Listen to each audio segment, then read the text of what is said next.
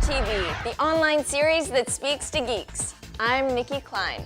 Prepare to get your Spidey Whiteys in a bunch as we take you through some of the most controversial endings of our favorite genre stories. But be warned, we're about to unleash some major spoilers. So if you live under a rock or you're not a real sci-fi fan, you might have to fast forward once or twice. That said, let the geek speak begin. It's a bird, it's a plane, it's murderous Superman? DC Comics' red, white, and blue Boy Scout has always had an aversion to killing. So at the end of Man of Steel, when he snapped General Zod's neck, it killed fans too. But don't blame producer Chris Nolan. He too thought Supes should stay true to his no-kill policy. That is, until writer David Goyer and director Zack Snyder convinced him that killing a super powerful mass murderer was A-okay. So, after a blessing from DC Comics, they changed the script. And the controversy began. But didn't Superman already kill Zod at the end of Superman 2? Next up is a video game that had gaming geeks guzzling Mountain Dew and arguing with 12-year-olds for months. The Mass Effect trilogy grossed more than $200 million and promised fans an epic ending influenced by their every move and that answered all of their burning questions. But after all the hype, anticipation, and hundreds of hours of gameplay, it finally ended with a three-choice question that resulted in a red, green, or blue explosion. Depending on how you answered, of course. Fans were so outraged by the lame ending, they actually filed a complaint with the Better Business Bureau against BioWare for false advertising, and won in the US. Who knew sucking was a crime? Where's the everybody versus Phantom Menace suit? What about the people versus Prometheus class action? But if you think that's sad, nothing is worse than the ending of The Mist. Here's what happens.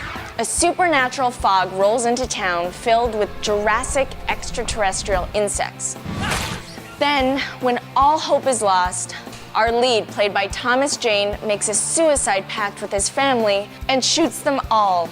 Then, I can't. Just see for yourself.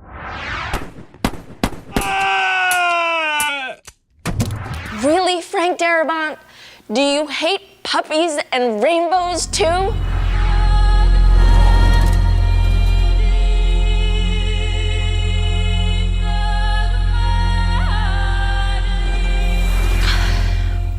Well, I guess it could be worse. No, it couldn't. It actually couldn't be worse. Definitely not. The thing about our next pick is that in the end, we don't really know who the thing is. In John Carpenter's 1982 horror classic, Kurt Russell battled a killer shape-shifting alien that attacked his crew at a research station in the Antarctic. But after all the fire, paranoia, and that, it all winds down to one chilling scene between Russell and Keith David that leaves us wondering, who the hell is the thing? What do we do? Why don't we just wait here for a little while? See what happens. Articles, blogs, hours of geek made YouTube video analysis, and 30 years later, we still don't know. A Reddit user recently reported that John Carpenter himself said it was obviously Keith David because we can't see his breath in the final scene. Don't get too excited. It was just a rumor and it was never confirmed. So the question remains, is Kurt Russell an alien Only Goldie Hawn knows. Last on our list is the US version of the science fiction crime drama Life on Mars. For 17 episodes, we followed New York City detective Sam Tyler as he bounced between 1973 and 2008. It's not until the very end that we discover the whole thing was just a simulated reality created by a computer carrying him and the rest of the cast on the first manned mission to Mars in the year 2035. Then, just when you think it's over, Harvey Keitel takes his first step onto the red planet in a white loafer. What? Where's his spacesuit? Is he still dreaming, or did he morph into Cousin Eddie?